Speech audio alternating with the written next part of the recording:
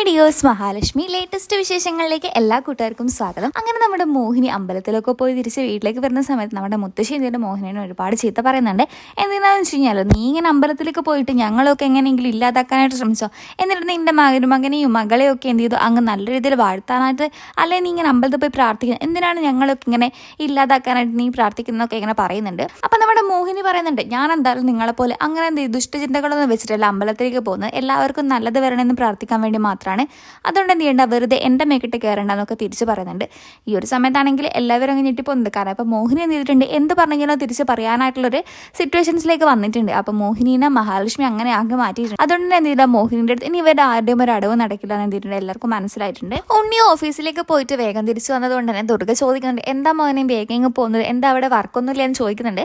അപ്പം ഇതിൻ്റെ ഉണ്ണി പറയുന്നുണ്ട്, എൻ്റെ സ്ഥാനങ്ങളെല്ലാം എടുത്തിട്ട് ഇവർ രണ്ടാളും വേറെ ആക്കി കൊടുത്തിട്ടുണ്ടല്ലോ, ഇനിയിപ്പോൾ ഞാൻ എന്തിനാണ് ഓഫീസിലേക്ക് പോകുന്നത്, ഇനിയിപ്പോൾ ഇനി അടിമയായി ജീവിക്കാൻ എനിക്ക് എന്തായാലും പറ്റില്ല, അതോടെ ഞാൻ എന്തെങ്കിലും കമലേശ്വരം ഗ്രൂപ്പ് ഓഫ് കമ്പനീസിലേക്ക് ഇനി പോകുന്നില്ല എന്ന് പറയുന്നുണ്ട്. അപ്പം നമ്മുടെ കണ്ണൻ പറയുന്നുണ്ട്, ഇവൻ മര്യാദക്ക് നിന്നിട്ടുണ്ടായിരുന്നെങ്കിൽ ആ ഒരു പോസ്റ്റർ എന്തില്ല വേറെ ആരുടെയും കയ്യിൽ പോവില്ലായിരുന്നു, അതെന്തായാലും പുറത്തുള്ള ഒരാൾക്കല്ല കൊടുത്ത് അമ്മയുടെ വയറിൽ ജനിച്ചിട്ടുള്ള അമ്മയുടെ ഇളയ മകൾക്കാണ്, അതുകൊണ്ട് എന്ത് ചെയ്യേണ്ട അതിൻ്റെ പേരിൽ ഒരു പ്രശ്നം ഉണ്ടാക്കേണ്ട ആവശ്യമില്ല എന്ന് പറയുന്നുണ്ട്.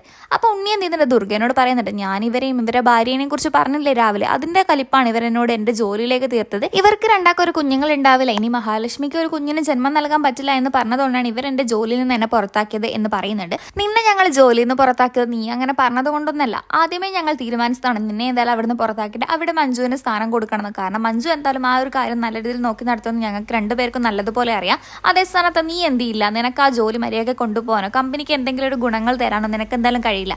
അതുകൊണ്ട് തന്നെ വെറുതെ എന്തിനാണ് ഒരാൾക്ക് ശമ്പളം കൊടുത്ത് കമ്പനിയിലേക്ക് നിർത്തുന്നതെന്ന് വിചാരിച്ചിട്ടാണ് ഞാനും മഹാലക്ഷ്മിയും കൂടിയിട്ട് നിന്നെ എന്ത് ചെയ്ത് കമ്പനിയിൽ നിന്ന് പുറത്താക്കിയത്. ഇവരിങ്ങനെ സംസാരിക്കുന്ന സമയത്താണ് നമ്മുടെ മഹാലക്ഷ്മി വീട്ടിലേക്ക് തിരിച്ചു വരുന്നത്, കമ്പനിയിൽ നിന്ന് തിരിച്ചു വരുന്നുണ്ട്.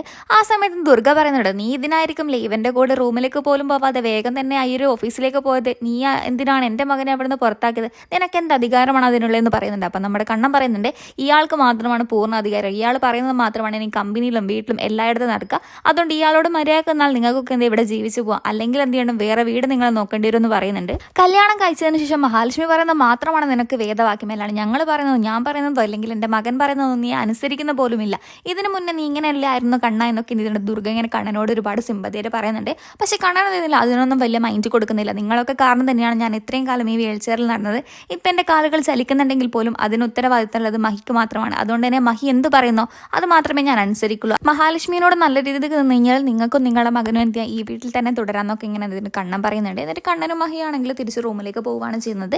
അപ്പോൾ നമ്മുടെ കരുണേനെയാണെങ്കിൽ ഉണ്ണി ഇങ്ങനെ വിളിച്ചൊക്കെ നോക്കും, ഇനിയിപ്പോൾ കരുണേൻ്റെ മനസ്സെങ്ങാനും മാറിയിട്ട് കരുണേനെ തിരിച്ച് വരാൻ അങ്ങനെ തയ്യാറായാലോ എന്ന് വിചാരിച്ചിട്ട് ഉണ്ണി ഇതിന് കരുണേനെ വിളിക്കുന്നുണ്ട്. പക്ഷെ കരുണ ഫോൺ എടുക്കുന്നില്ല. അപ്പോൾ മോഹിനി എന്ത് ചെയ്തിട്ടുണ്ട്, കരുണേനോട് പറയുന്നുണ്ട്, നീ ഇങ്ങനെ എന്ത് ചെയ്യണം, ദേഷ്യവും വാശിയൊക്കെ കളഞ്ഞിട്ട് അവനോട് സംസാരിക്കുക, നീ അവൻ്റെ കൂടെ നിന്ന് അവനെ മാറ്റിയാൽ മതിയില്ലേ, പിന്നെ അവൻ നല്ലതായി കഴിഞ്ഞാൽ പിന്നെ എന്ത് ചെയ്യും, മഹാലക്ഷ്മിയും കണ്ണനൊക്കെ എന്ത് ചെയ്യും, അവൻ എല്ലാവിധ അധികാരങ്ങളും പൈസയൊക്കെ കൊടുത്തിട്ട് അവർ സഹായിച്ചോളൂ എന്നൊക്കെ ഇങ്ങനെ കരുണേനോട് പറയുന്നുണ്ട്. അപ്പം മോഹിനിയോട് കരുണ തിരിച്ചു പറയുന്നുണ്ട്, അതെനിക്ക് വേണ്ട, എന്ത് ചെയ്യണ്ട, കണ്ണനും മഹാലക്ഷ്മി ഒരിക്കലും എന്ത് ചെയ്യണ്ട ഉണ്ണീനെ സഹായിക്കണ്ട, ഉണ്ണി എന്ത് ചെയ്യണം സ്വന്തം കാലിൽ നിന്നിട്ട് സ്വന്തമായിട്ട് വരുമാനം ഉണ്ടാക്കി അവൻ എന്ത് ചെയ്യണം കുറച്ച് കണ്ണനെ പോലെ തന്നെ നല്ല രീതിയിൽ സമ്പത്തൊക്കെ ഉണ്ടാക്കിയിട്ട് എന്നെ തിരിച്ച് കൂട്ടിക്കൊണ്ട് പോട്ടെ, ആ ഒരു സമയത്ത് ഞാൻ തിരിച്ച് കമലേശ്വരത്തേക്ക് പോകും, അല്ലാതെ എന്തില്ല ഞാൻ ഇവിടുന്ന് പോകില്ല, അല്ലാതെ ഞാൻ കരുണാലയത്ത് തന്നെയായിരിക്കും ഉണ്ടാവുക എന്നൊക്കെ ഇങ്ങനെ കരുണ മോഹിനിയോട് പറയുന്നുണ്ട്. അപ്പം മോഹിനി പറയുന്നുണ്ട്, മോളെ നിൻ്റെ ഈ വാശികളൊന്നും നല്ലതല്ല, നീ എന്ത് ചെയ്തോ തിരിച്ച് അങ്ങോട്ടേക്ക് പോയിക്കോ, ഇപ്പം കാണുന്ന ആൾക്കാരൊന്നും നിൻ്റെ കൂടെ എന്ത് കുറച്ച് കഴിയുമ്പോൾ ഉണ്ടാവില്ല എന്നൊക്കെ നമ്മുടെ മോഹിനി ഇങ്ങനെ കരുണയോട് ഒരുപാട് ഉപദേശിക്കുന്നുണ്ടെങ്കിലോ കരുണക്ക് അതൊന്നും തീരെ മനസ്സിലാവുന്നില്ല. രാത്രി മഹിക്ക് പെട്ടെന്ന് എന്തൊരു വയ്യായിക വരുന്നുണ്ട്. ആ ഒരു സമയത്താണെങ്കിൽ കണ്ണനും മഹിയും ഭയങ്കര ഒരു ടെൻഷൻ അടിക്കുന്നുണ്ട്. മഹി അത്രയും വലിയൊരു വേദന വന്നു കഴിഞ്ഞാൽ മാത്രമേ എന്ത് ചെയ്യുള്ളൂ കണ്ണേട്ടനോട് പറയുള്ളൂ എന്ന് കണ്ണ് നല്ല രീതി, അതുകൊണ്ട് തന്നെ മഹിക്കും കണ്ണനും നല്ല രീതിയിൽ ടെൻഷൻ ഉണ്ട്, ഇനിയിപ്പോൾ എന്തായിരിക്കും പെട്ടെന്ന് ഇങ്ങനെ ഒരു വന്നത്, ഇനിയിപ്പോൾ യാത്രയൊക്കെ കഴിഞ്ഞ് തിരിച്ച് വീട്ടിലെത്തിയത് കൊണ്ടായിരിക്കും എന്നൊക്കെ ഞങ്ങൾ ഭയമുണ്ട്. അതുകൊണ്ട് തന്നെ പിറ്റേന്ന് രാവിലെ അവർ രണ്ടാളും നിന്ന് തോമസ് വൈദ്യനെ കാണാനായിട്ട് ഹോസ്പിറ്റലിലേക്ക് പോകുന്നുണ്ട്.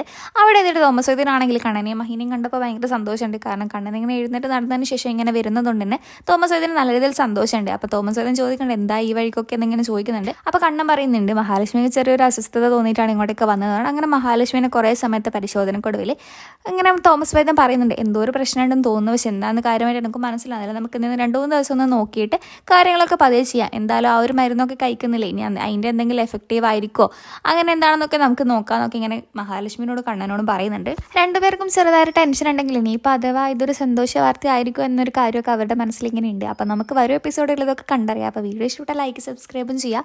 മറ്റൊരു വീഡിയോ ഇടുന്നവരേക്കും ബൈ.